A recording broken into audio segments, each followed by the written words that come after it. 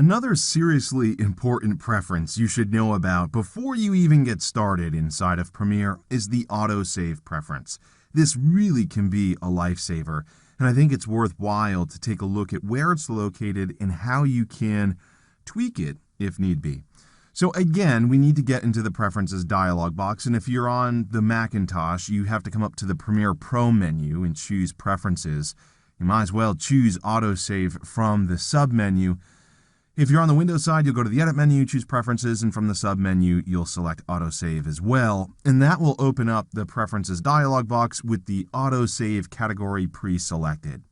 So you'll notice right now, by default, Automatically Save Projects is selected. And it's going to automatically save your projects every 15 minutes. And you'll notice that there's a maximum number of project versions it will save, which is 20. Now, this gives you a lot of flexibility in terms of being able to go backwards in time if necessary. These are the defaults. If you want to change them, go ahead and do it.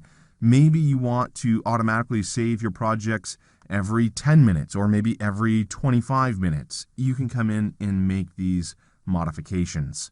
You can also save backup projects to the Creative Cloud, which can be really useful if you work on multiple machines. Again, I'll go ahead and leave that deselected for now. So I'm going to leave the defaults configured the way that they are, but this is a really helpful way to kind of create a safety net for yourself as you're working inside of Premiere. Again, it's inside the Preferences dialog box. It's the Autosave category.